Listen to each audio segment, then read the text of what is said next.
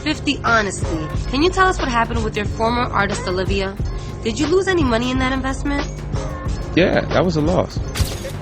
And you look around like, yo, you spent $2 million on this shit. It had me compromising myself at certain point. $2 million. That's what 50 Cent claimed he spent on Olivia. But what he didn't tell you was how he used every penny as a weapon against her when she refused to stay in line. What's the one thing that you read about yourself on a blog or on the internet that made you really hurt your feelings? I mean, probably that comment that Fifth said about me and Miss, that hurt the most. She got crazy because she was like, Missy was trying to like own her a little bit. Jesus. I think Missy hit that. This was about a calculated campaign to destroy a woman who dared to think for herself. I remember Fifth telling everybody, don't nobody talk to Olivia.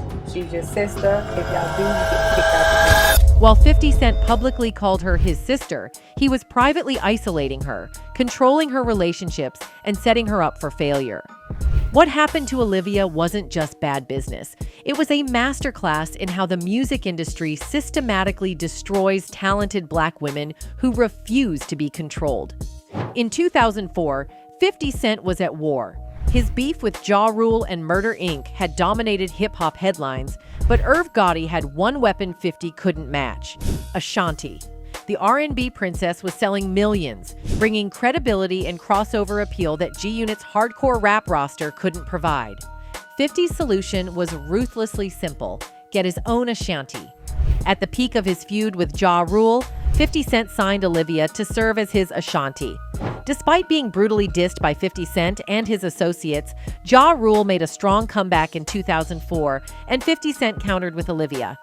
Olivia wasn't chosen for her voice, her potential, or her artistry. She was chosen as a chess piece in 50 Cent's war against his enemies. From the moment she walked into that G-Unit meeting, she was never meant to be an artist. She was meant to be a weapon.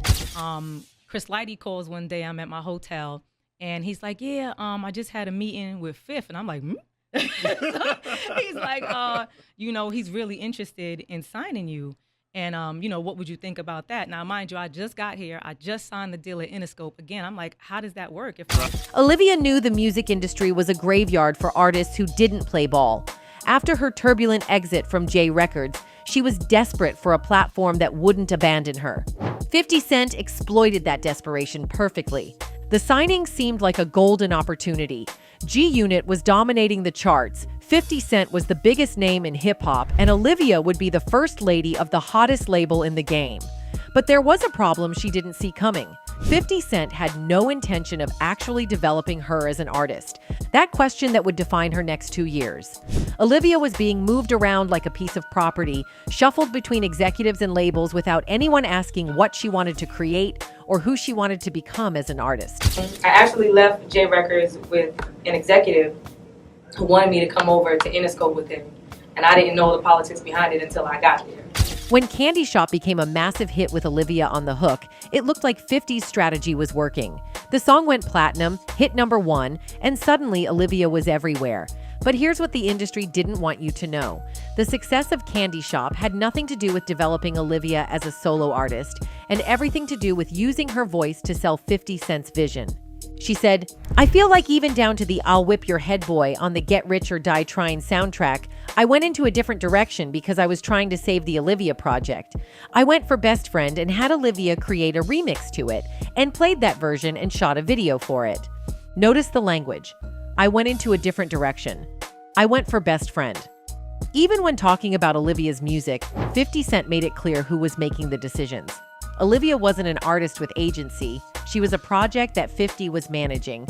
The Best Friend single was supposed to launch Olivia's solo career, but it was really just another example of how G-Unit operated. Instead of creating music that showcased Olivia's R&B strengths, they forced her into the G-Unit mold. The result was a song that satisfied neither hip-hop fans nor R&B audiences. From day one, Olivia was set up to fail. She was brought in to fill a strategic role, not to thrive as an artist. And when she started trying to find her own voice, the machine turned against her with devastating efficiency. Being the only woman in G-Unit wasn't just challenging. It was psychological warfare. 50 Cent didn't just sign Olivia to compete with Ashanti. He designed a system to keep her completely dependent on his approval and isolated from any outside influence that might threaten his control. Remember, Fifth telling everybody, don't nobody talk to Olivia. She's your sister. If y'all do, you getting kicked out the group. Now, 50 Cent was literally forbidding his male artists from having normal professional relationships with her. He framed it as protection, calling her their sister, but it was actually a control mechanism designed to keep her isolated and dependent. This wasn't about preventing romantic complications. This was about preventing Olivia from building the kind of relationships that could help her career develop independently of 50's vision. Every conversation, every collaboration, every creative decision had to go through him. Even 50's admission of mutual attraction became another tool of control. 50's a big muscle dude. He was cute. 50 ever hit? Nah. We just was telling each other, we was having a conversation, just saying, you know, I'm attracted to you. Okay, well, I'm attracted to you too. But we can't do nothing because it's going to mess up everything. By acknowledging the chemistry but forbidding action, he created a psychological dynamic where Olivia was constantly aware of the tension but powerless to address it. It kept her off balance and focused on managing his moods rather than developing her artistry. The isolation extended beyond G-Unit's inner circle. When Olivia tried to work with established R&B producers and writers who could help her find her sound, 50 made it clear that outside collaborations were a threat to the G-Unit brand. Olivia understood exactly what was happening to her artistic identity. She was being forced to suppress her R&B instincts to fit into a hardcore rap environment that had no infrastructure for developing her genre. The label's audience wanted street anthems and club bangers. Olivia's smooth, melodic style clashed with everything G-Unit represented. But instead of creating a separate marketing strategy for her, they tried to force her into their existing mold. It was like trying to make a jazz musician perform death metal. The psychological impact was devastating. Every day, Olivia was surrounded by male artists who were being actively promoted, developed, and supported. Meanwhile, her projects were delayed, her singles were underpromoted, and her creative input was consistently ignored. The isolation campaign worked exactly as designed. By the time Olivia realized what was happening, she was so dependent on G-Unit's platform and so alienated from outside relationships that leaving seemed impossible. She was trapped in a system designed to extract her value while preventing her from developing the independence to leave. When Olivia tried to break free from G-Unit's creative constraints by working with Missy Elliott, she unknowingly triggered the most vicious phase of 50 Cent's campaign against her. What should have been a natural artistic collaboration became the excuse for character assassination that would follow her for years. And it's like, okay, you probably are hurt because I started working with her more. Okay, but she does R&B. I can't keep doing rap records, Fifth. You know what I'm saying? So it hurt both of us. Like, she called me and was really, really upset. The desperation in Olivia's voice is heartbreaking. She was literally begging for the right to make R&B music as an R&B artist. But in 50 Cent's world, creative independence was rebellion that had to be crushed. I think it got crazy because she was like, Missy was trying to like own her a little bit. Jesus. I think Missy hit that. With those last 5 words, 50 Cent destroyed both women's reputations while positioning himself as the reasonable party caught in the middle. This was calculated character assassination designed to make any future collaboration between Olivia and established R&B producers seem scandalous. The rumor served multiple purposes. It discredited Olivia's attempt to work outside G-Unit. It painted Missy Elliott as predatory, and it reinforced 50's narrative that he was the only one looking out for Olivia's best interests. The Creative Stranglehold extended beyond blocking outside collaborations. Olivia's sophomore album Behind Closed Doors was shelved indefinitely, representing years of work that would never see the light of day. The official reason was strategic timing, but the real reason was control. However, according to Fifth, the formula didn't work. What formula, you ask? The formula of treating a talented R&B singer like a strategic asset instead of an artist. The formula of blocking her from working with people who understood her genre. The formula of using her voice to sell other people's visions while preventing her from developing her own. By the time Olivia realized that G-Unit would never allow her to flourish as an R&B artist, she had lost years of momentum and countless opportunities. Other artists had taken the collaborations she should have had, recorded the songs she should have been offered, and built the careers she should have been developing. She passed up on a hit that Missy produced called Let It Go, and the song ended up going to Keisha Cole. Let It Go became one of Keisha Cole's biggest hits, a song that could have redefined Olivia's career and established her as a major R&B force. Instead, it became another symbol of the opportunities that G-Unit's Creative Stranglehold had cost her. The pattern was clear: isolate the artist from outside influences, block collaborations that might develop their independence, shelve projects that don't fit the label's strategic goals, and blame the artist when the inevitable failure occurs. It was a systematic destruction of talent disguised as artist development. When creative control and isolation weren't enough to break Olivia's spirit, the attacks became public and personal. The game's vicious on her gender identity wasn't just petty beef spillover. It was part of a coordinated campaign to destroy her credibility and humiliate her into submission. I mean, we can settle it for once and for all. Pull your pants down. Show the world. Just show the world. I know. I've been in the bathroom with homie. You know what I'm saying? And that bitch got a dick, man. The game knew exactly what he was doing. In an industry that already struggled with misogyny, questioning a woman's gender was the ultimate weapon. By spreading lies about Olivia's gender, the game was making her unmarketable as an R&B sex symbol, damaging her credibility with male audiences, and creating a scandal that would overshadow any musical accomplishments. Of course, Game had his few words to say about you. How do you feel about Game these days? I don't. I never have. I never responded to immature people. You know, it's not my fault that because you have a beef with a man, you want to take it out on the only girl in the group just because we don't rock with you. But it is. Olivia's dignified response revealed both her strength and the impossible position she was in. She couldn't engage without legitimizing the attacks, but her silence was interpreted as weakness. Meanwhile, no one from G-Unit stepped up to defend her forcefully enough to shut down the rumors. The rumors spread across hip-hop blogs, radio stations, and social media. Even though most people didn't believe them, the constant repetition created doubt and made Olivia a punchline instead of a serious artist.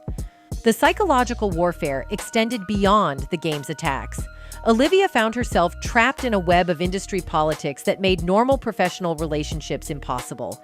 The beef between G-Unit and Murder Inc. meant she couldn't even acknowledge Ashanti, despite both women being caught in the crossfire of their male colleagues' egos. Two talented women who should have been supporting each other were instead forced into artificial conflict because of label politics they had no control over. It was another example of how the industry used divide-and-conquer tactics to prevent solidarity among Black female artists.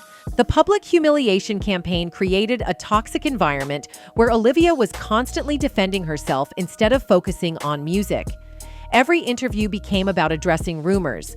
Every appearance became an opportunity for others to take shots, and every song was overshadowed by manufactured drama.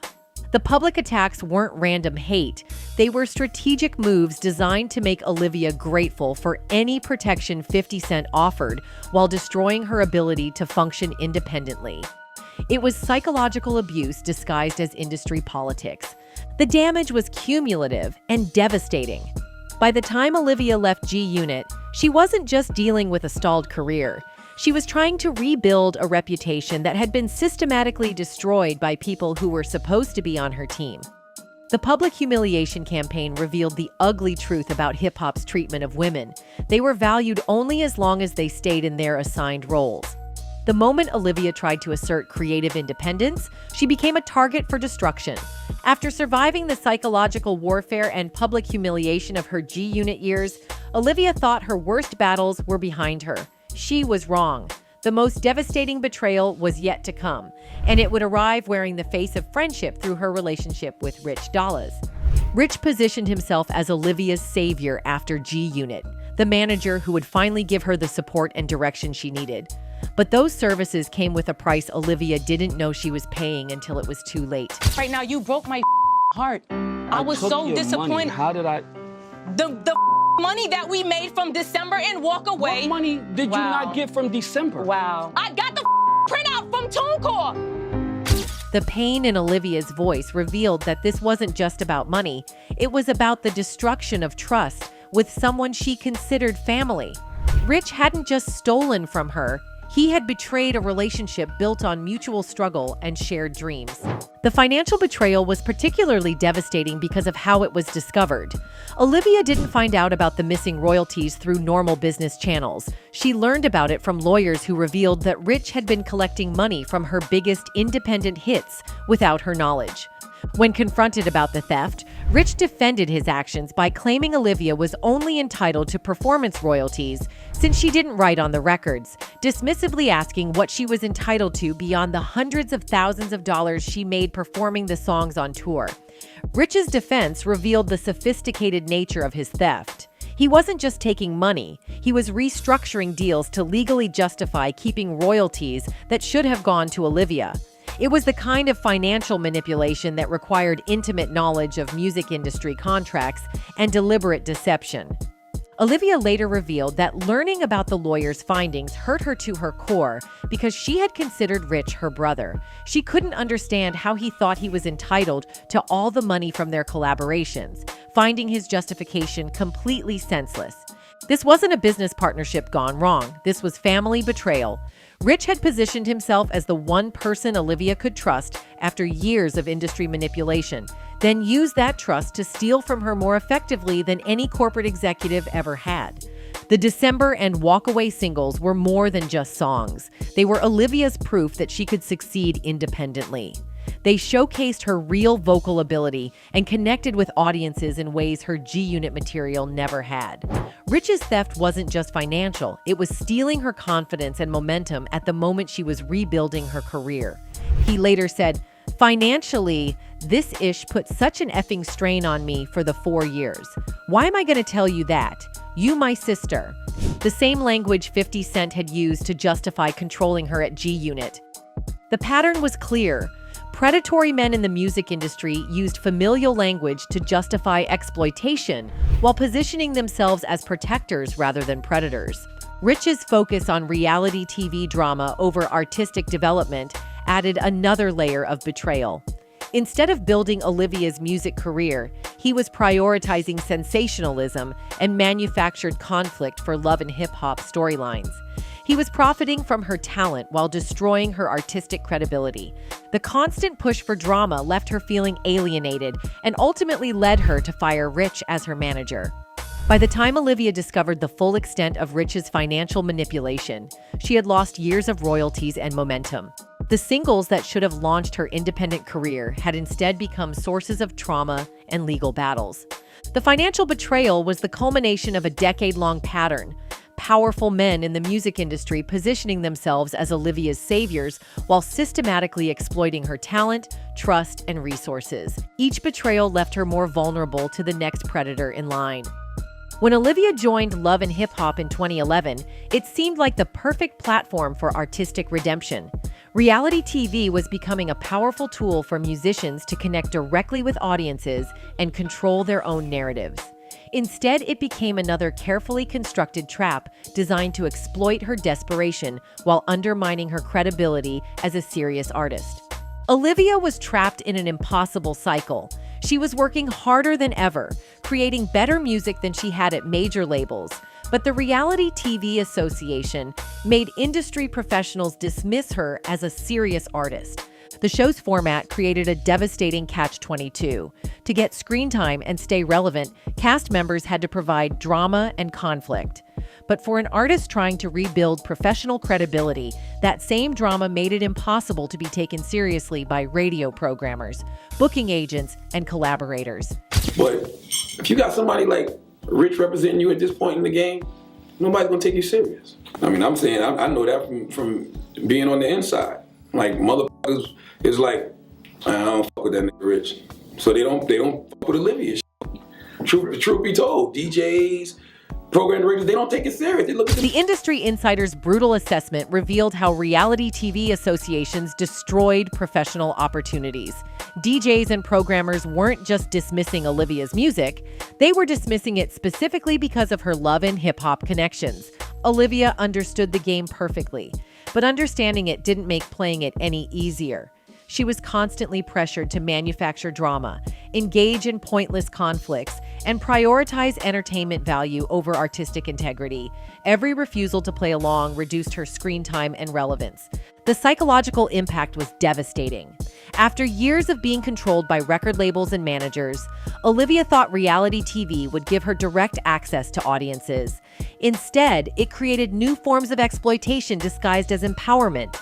People see me, they be like, I love that you were always the classy one, you stay true to yourself. I'm not gonna wild out and do something from the cameras. If I need to catch you, I'll catch you off camera. We don't need to do that on there. Olivia's refusal to compromise her dignity for camera time was admirable but professionally costly. The show rewarded the most outrageous behavior with the most screen time, which translated directly into music opportunities and booking fees. Despite the challenges, Olivia used her love and hip-hop platform to release some of her strongest music. December showcased her vocal ability and reminded audiences of her talent beyond the reality TV drama. The song's success proved she still had the ability to connect with audiences when given the right material. The song also charted at number 76 on the Hot R&B and Hip Hop charts, which was a nice achievement for Olivia considering that she was an independent artist. Charting as an independent artist should have been cause for celebration, but the Reality TV Association meant even her successes were diminished. Instead of being praised for her entrepreneurial achievement, she was seen as a reality star dabbling in music. But reality TV success didn't translate into prestige opportunities. It actually made them harder to obtain. The reality TV trap was perhaps the cruelest of all the industry's betrayals because it offered the illusion of control while actually providing new forms of exploitation. Olivia thought she was finally telling her own story, but she was really just providing content for someone else's profit. In any case, at 44, Olivia has confirmed what we all feared about 50 Cent. He was never interested in developing her as an artist. But more importantly, she's proven something we all hoped, that talent, integrity, and persistence can overcome even the most ruthless industry machinery. Her survival is a testament to the power of authentic artistry in an industry built on exploitation and control. Anyway, that's it for this video, folks. Bye.